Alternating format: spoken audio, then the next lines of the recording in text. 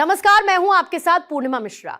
हमारे खास प्रोग्राम क्या कहते हैं नरेंद्र मोदी में आज आपको सुनवाएंगे प्रधानमंत्री का वो ऐतिहासिक भाषण जो उन्होंने 24 सितंबर 2013 को गुजरात के गांधीनगर में दिया। अपने भाषण में मोदी जी ने कहा कि क्यों ना हम विश्व भर में अच्छे टीचर एक्सपोर्ट करें, क्योंकि एक टीचर जब जाता है तो वहां की पीढ़ी हमारी संस्कृति के साथ जुड़ जाती है, युगों का नाता बनता है और इस बड़ी सोच के साथ एक लॉन्ग टर्म विजन के साथ हमें आगे बढ़ना चाहिए। हम लोकतंत्र में जी रहे हैं, गणतंत्र में है। हमारे गणतंत्र की सफलता की गारंटी भी गुणतंत्र से जुड़ी हुई है और गुणतंत्र पनपता है स्कूल में, शिक्षक और विद्यार्थियों के बीच में। जब गुणतंत्र मजबूत होता है तब जाकर के गणतंत्र मजबूत होता है और लोकतंत्र देश के अंदर गणतंत्र के भरोसे जीवन व्यवस्थाएं जहां बनी हुई है वहां गुणतंत्र के प्रति सर्वाधिक ध्यान देना आवश्यक होता है। ये आईआईटी के माध्यम से उस गुणतंत्र को हम बल देते हैं। कभी कभी हमारी एक मजाक बड़ी होती थी, हमारे मीडिया के लोगों को भी मजा आती थी, हमारे विरोधी दल को तो बहुत मजा आती थी। वो कहते हैं मोदी उत्सव करता रहता है, उत्सव।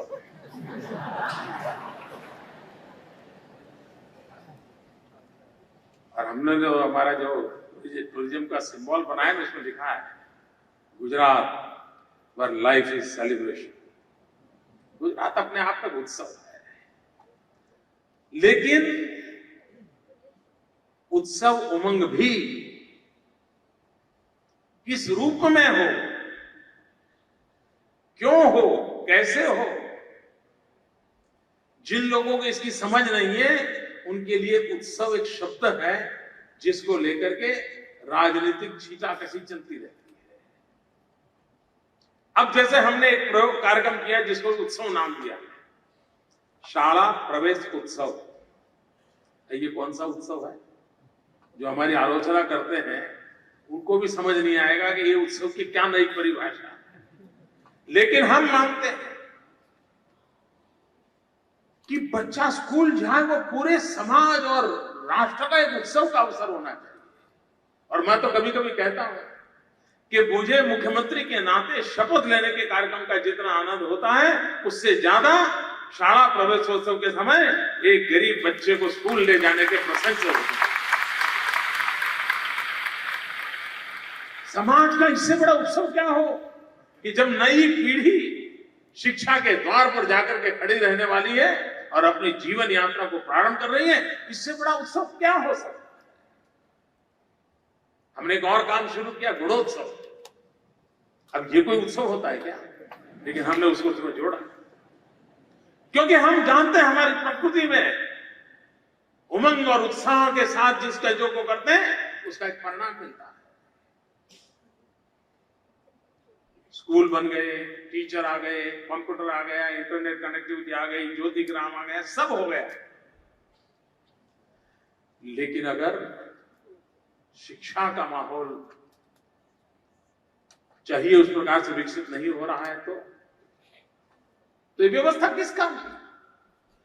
और इसलिए पिछले कुछ वर्षों से गुजरात में गुणोत्सव को एक बहुत बड़ा कार्यक्रम के रूप में लिया गया है और गांव के गरीब का बच्चा जहां आता है वहां की शिक्षा की स्थिति क्या है, उस विद्यार्थियों की अवस्था क्या है, उनकी इतर प्रवृत्ति क्या है। वो लाइब्रेरी में जाता है, वो कंप्यूटर सीखता है, वो खेल के मैदान में जाता है, छोटी छोटी चीजों के ऊपर ध्यान दिया। और मित्रों, मैं गर्व से कह सकता हूं हमारे देश में बिजनेस स्कूल ए ग्रेड के कितने हैं उसकी चर्चा होती है, आईआईटी ए ग्रेड के कितने हैं उसकी चर्चा होती है, मेडिकल कॉलेज ए ग्रेड के कितने उसकी चर्चा होती है। लेकिन हमारे देश में सरकारी प्राथमिक शाला में ए ग्रेड की कितनी शाला है उसकी ओर खोजने के लिए किसी को फुर्सत नहीं है।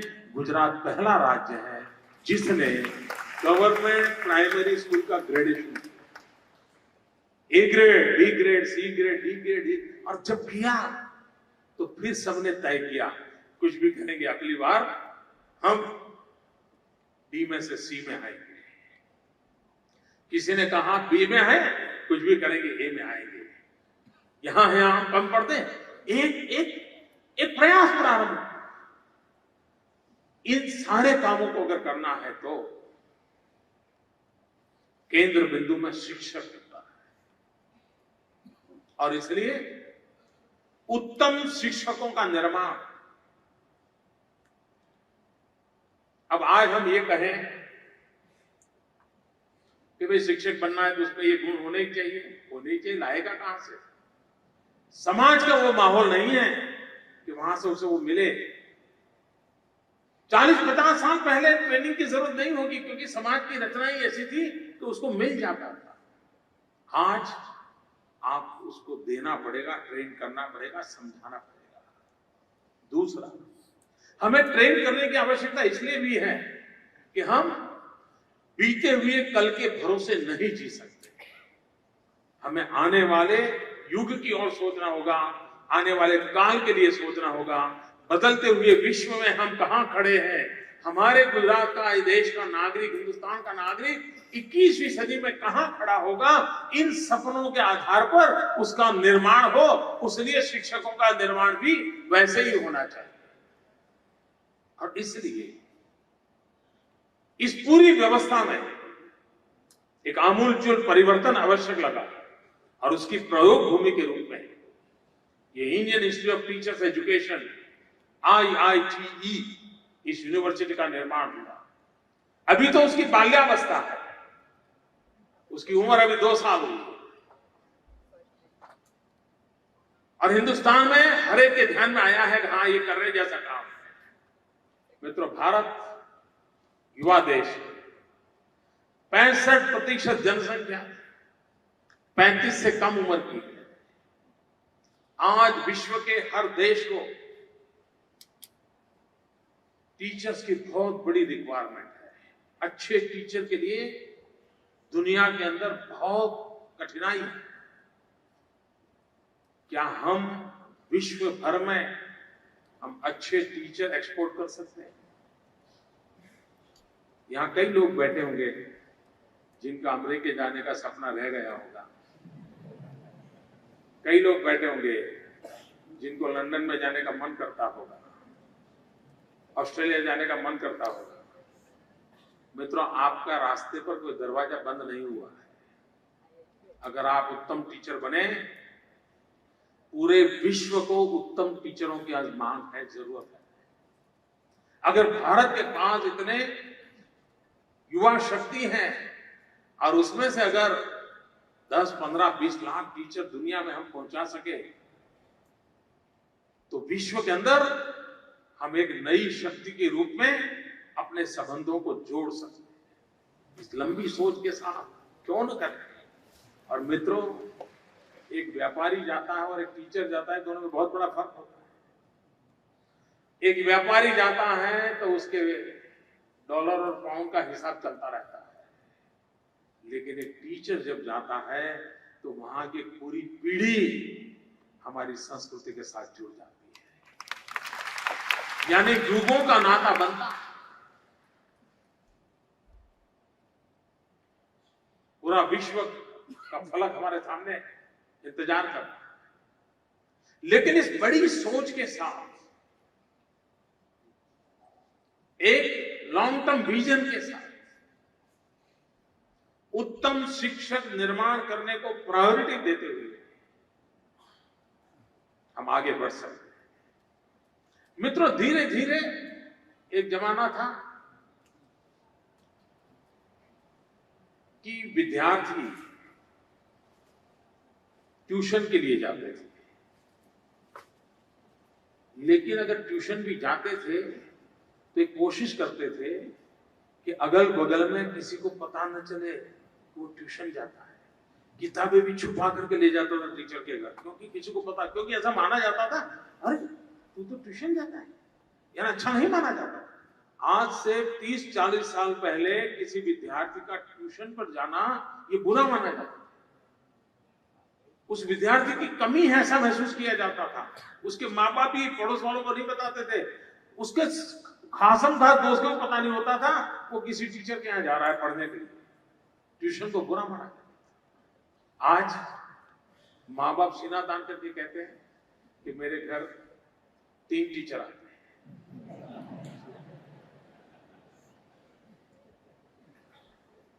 जैसे टैक्सी हायर करते हैं। ये स्थिति ठीक नहीं है। हमने समाज में टीचर की डिग्निटी के लिए भरपूर काम करने की आवश्यकता है। वो सिर्फ आपने नहीं, सरकार ने, समाज ने, सबने करने की आवश्यकता है। टीचर की डिग्निटी को एक खरोच तक नहीं आनी चाहिए, वरना पूरी व्यवस्था को बहुत बड़ा नुकसान हो सकता है। फिर से एक बार टीचर की डिग्निटी कैसे पैदा? हम परंपरा से मान सम्मान देते आए, कोई नया हमको करने की जरूरत नहीं है। वो कोई फॉरेन एलिमेंट नहीं है जो ला करके घुसेड़ना है। व्यवस्था पुनर्जीवित करने की आवश्यकता है, प्राणवान बनाने की आवश्यकता है। अगर ये हम करते हैं तो टीचर की डिग्निटी ये सामाजिक दायित्व है। मेरे बच्चे को पढ़ाने में फलाना टीचर आता है, ढिकना टीचर आता है, ये गौरवगान करने से टीचर की डिग्निटी को बहुत बड़ी हानि होती है। और इसलिए शिक्षक मन, जैसा भाई श्री कहते थे उस प्रकार से, ये 24/7 वाला विषय है। और मैं अभी दाहोद जिले में गया था, तो दाहोद जिले में रिटायर्ड, सरकार में जो से रिटायर्ड हुए वो टीचर्स को इकट्ठा किया था, और वो भी ज्यादातर अवार्ड विनर टीचर्स को इकट्ठा किया था। किसी की उम्र 80 साल हो गई थी, किसी की 70 साल हो गई थी, किसी की 75 साल हो गई थी। और मैंने जब उनको पूछा, ट्रैवल बेल के लोग थे, वे आज भी अपने गांव के बच्चों को पढ़ाते थे। ये बड़ी आनंद देने वाली घटना थी। एक बार मैं शाला प्रवेशोत्सव के निमित्त दांता तहसील में घूम रहा था, तो एक स्कूल में मैं गया। वहां के दांता के पास एक गांव में, पूरा गांव 80-90% पॉपुलेशन मुस्लिम समाज की है। तो वहां मैं गया तो एक बूढ़े से व्यक्ति, दाढ़ी वाड़ी थी, नमाजी मुस्लिम सज्जन थे। वो गेट पे मुझे रिसीव किया, अंदर ले गए, फिर पानी मुझे पिलाया। तो मुझे लगा हो सकता है ये यहाँ के स्कूल के प्यून हो गए। उम्र भी काफी थी। इतने में सब टीचर वीचर सब इकट्ठे हो गए और ये सबको पानी पिला रहे थे। बाद में मेरा मन कर गया, मैंने कहा मुझे इतनी उम्र के व्यक्ति, इनसे ये काम आप लोग कैसे ले रहे हैं? फिर मैंने उनसे परिचय किया तो मैं हैरान था। वे रिटायर्ड प्रिंसिपल थे, पर बिना स्कूल को वो जी नहीं सकते थे, बिना विद्यार्थियों को जी नहीं सकते थे। इसलिए वो सुबह होते ही स्कूल में आ जाते थे। पानी पिलाना है तो पानी पिलाते थे, पौधों को पानी पिलाना है पौधों को पिलाते थे, बच्चों को संभालना है तो भाई वो ऐसे पागल की तरह बच्चों की सेवा कर रहे थे। मित्रों, शिक्षक मन क्या होता है, मैंने उस सज्जन में देखा था।